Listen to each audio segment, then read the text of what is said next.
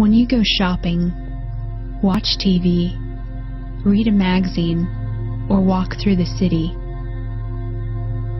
how well do you pay attention to the assault of logos that invade your space? Have you noticed the same symbols that show up in thousands of logos? Or have you fallen into a media-induced slumber, accustomed to the assault? Humanity has been conditioned by symbolism, and today we are bombarded by logos. The average American is exposed to 600 commercial messages each day.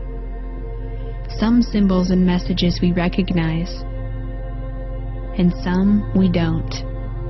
And what we don't understand can be used against us.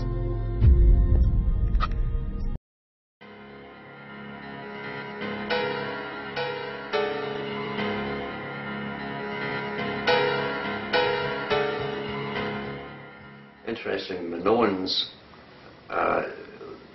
used a double-headed axe in their religious ceremonies, the symbol of the fasci, which has come down through the ages. So we're looking at something that the Catholic Church used afterwards, thousands of years later, because the Minoans were around at 5,000–6,000 BC. And here's the same symbology used by the Roman Catholic Church, who simply inherited their culture from the Greeks who moved into Rome. That's the elite, that is, of course, and brought all this symbology with them. The Greeks got it from the Minoans. So this is an endless stream of symbology down through the ages, a language, you might say, which they understand very well, and which some very high Masons understand, and which some people who are natural adepts can figure out themselves, but there's not very few of them.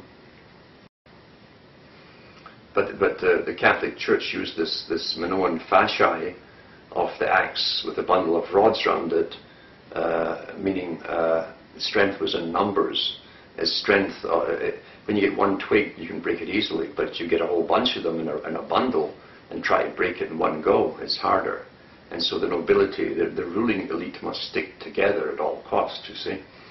And in the middle of the bundle is the main shaft of the fasci, the actual axe itself.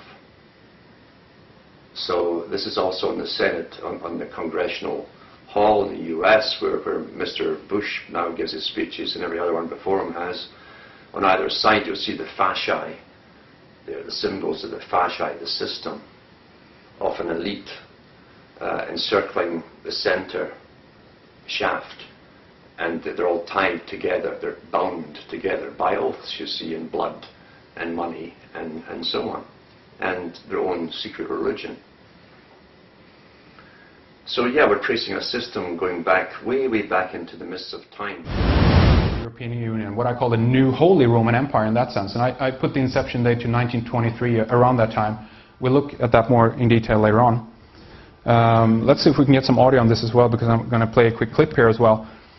This is José Manuel Barroso, and just going to the European Commission themselves and see what they think about all this. What does all this mean? Sometimes I like to compare the European Union as a creation to the organization of empires. The empires. And because we have the dimension of empires. But there is a great difference.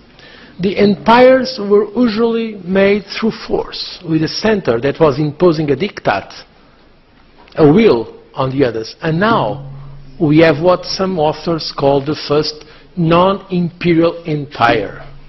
We have, by dimension, 27 countries that freely decided to work together to pool their sovereignties, if you want to use that concept of sovereignty, and work together to add value. I believe it's a great construction, and we should be proud of it. At least we in the Commission are proud. I'm sure they are. I'm sure they're very proud. Sounds lovely in one way at the end there, but at the same time I think that they are, creating a kind of a European monoculture in that sense. He's talking about sovereignty here. This will obviously prove itself in history if it's true or not, but they're in one way eroding nationalities in that sense. If that's good or bad, that's up to you obviously, but it's just interesting to hear what they say about it themselves, what the European Union is. And so who is, in that sense, José Manuel Barroso? He's a former head of actually the Maoist student. He was a student leader for the Maoists, rather, under the Portuguese Workers' Communist Party. Here he's talking to the cameras down there. Again, on the future EU Commission. We're talking about the revolutionary movement pretty much here in that sense. I mean, look at the symbolism here as well, obviously, of the Communist Party in Portugal. The star again, the fine-pointed star that we mentioned, talked about before. The hammer of industrialism or warfare, if you want to look at it that way, and the sickle of Saturn, or of death, Kronos. On the surface, I think we could say that the church, the Roman Church and communism are arch enemies in that sense. It might be ridiculous to claim that these two sides are on the same page, but I say that they're opposames. This is just a different mentality of how to implement the philosophy.